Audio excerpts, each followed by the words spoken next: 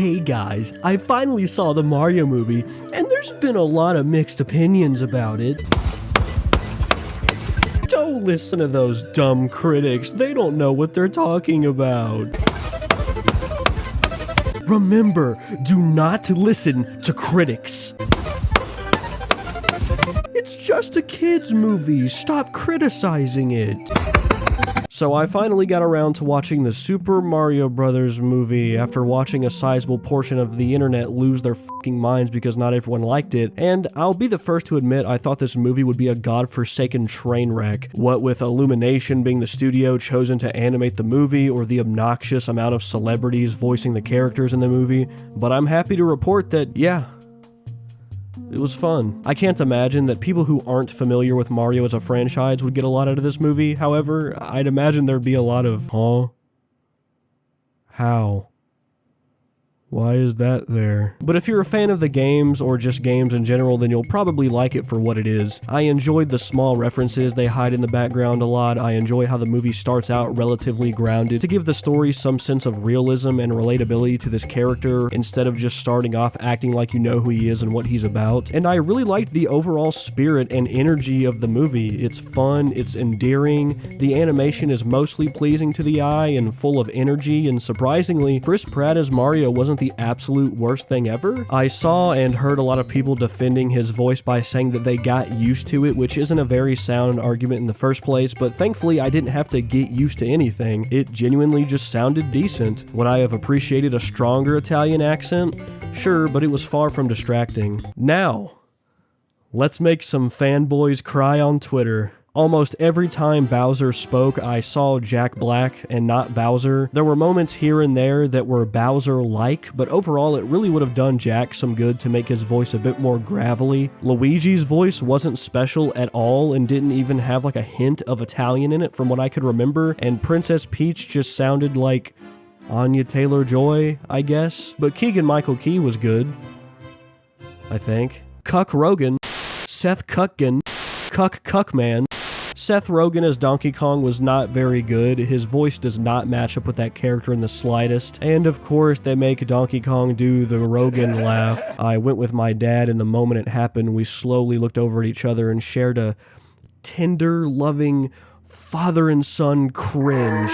And Cranky Kong's voice wasn't very good either. He didn't sound very old. Or cranky. I've barely said anything about the story, and that's because there isn't really a lot to speak of. Mario gets sucked into a pipe and helps a princess save her kingdom from a rapey turtle man. What else do you want me to say? It isn't bad by any means, there is something there. If that's the direction the movie wants to go in, then that's fine, but it makes for a very hollow viewing experience. Especially if you're not just there to point at a screen and say, "Oh look, it's the R-Wing from Star Fox, that's so epic!" Mario actually goes through something of a character arc, but Luigi just kinda sits on the sidelines for most of the movie. Princess Peach has barely any personality and has so little resistance throughout the movie that she's boring as hell, and you wonder why she even needs Mario in the first place, But look guys, it's the Tanuki suit from Super Mario Bros. 3 on the Nintendo Entertainment System. You can probably tell by my tone and track record that I'm not just here to talk about the movie. I'm here to talk about the brain-dead people that defend this movie until their dying breath. Now let me get out of the way that if you enjoyed this movie, more power to you. There is absolutely nothing wrong with liking it at all. As a matter of fact, I'm right there with you. I liked the movie. I really enjoyed the movie. But as I've said many times before, what I have a problem with is people invalidating others' opinions because they have a mental illness. Because their identity lies so strong with a fucking fictional video game universe that any legitimate criticism hurled towards it is taken as a personal attack.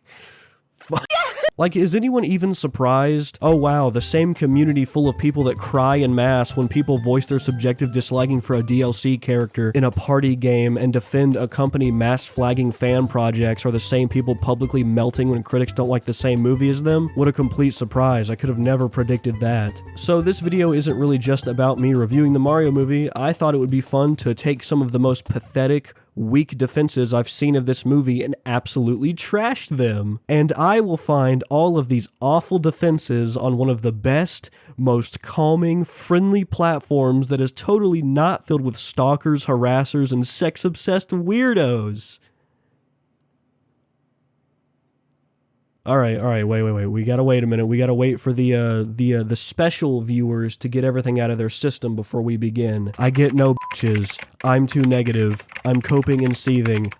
What else do losers on the internet use constantly? The nerd emoji? Wait, no, it's 2023. There's no way no one still Oh. I just hate things because they're Nintendo. Got everything out of your system? Good. My turn to talk, you f***ing inbred fuck nugget. It's just a kid's movie.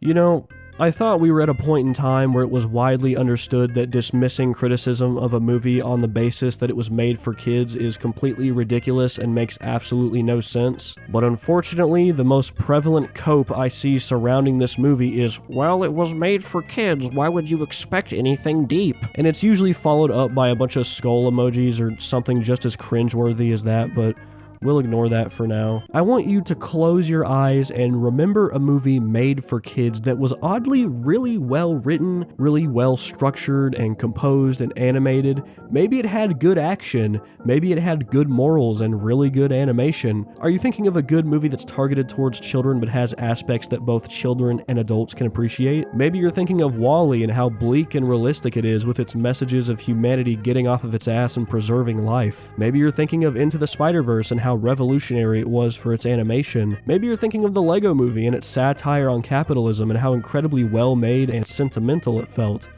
Now, I want you to open your eyes back up. Those are all made for kids, so nothing you like about them matters. If this is the honest-to-God best take you have to defend a movie, then you have to be consistent with it. If we're not allowed to criticize a movie for its use of music, paper-thin plot, bad animation, etc., because it's a kid's movie, then we're not allowed to praise it either. It's not like a kid is gonna appreciate the craft of animation and care about the details of a story. They're just kids. If kids' movies are supposedly this genre that for some reason is immune to criticism because they're typically associated with having simple plots and/or characters, then please tell me why there are countless films out there made for children that have a lot to appreciate in their writing department. If you like the movie, like the movie.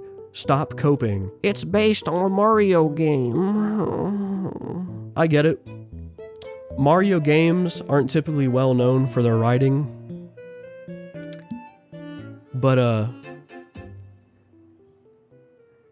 this isn't a game. Video games are a medium different from film. You play them, you directly control what's happening. That's why video games are almost always much longer than movies, because you're involved in it. Video games, especially Mario video games, are designed to have fun, so it makes sense that there wouldn't be a need to have a groundbreaking, in-depth, character-driven story for a game where you jump on turtles and slide down pipes. Films are things you watch. You don't control them at all, therefore there needs to be something more there for you to experience. You no longer have the moments where you need to stick a precise landing or prevent yourself from dying. You're watching something that was written out and determined to happen in a specific way. Movies need to have something that keep you paying attention, and it's fine if recognizing background characters from the video games you play is what keeps your attention, but that's not objective. Children, and adults with the mind of children, come to movies to see things they recognize and point at them, then walk out and say, "That was pretty good." But some people come to a movie to have a lasting experience a story that moves them, an array of scenes that interest them. I feel like a complete fucking idiot explaining what the difference between video games and movies are, but shocker, there are a lot of stupid people out there. Especially on Twitter and Instagram. It's not supposed to be that deep. This mostly goes back to the arguments I made before pertaining to the fact that trying to abstain a certain film from criticism based on who it's catered to and what its source material is not only harmful to the movie itself, but insulting to other similar movies that actually do something with their plots. I won't lie. Most of the Mario defenses I've seen were just those first two I mentioned, so unfortunately, there's not really a lot left for me to say here. Critics are the kids who got bullied in school and clearly deserved it because they never learnt that their opinions are, in fact, shit. And this is over a kid's movie.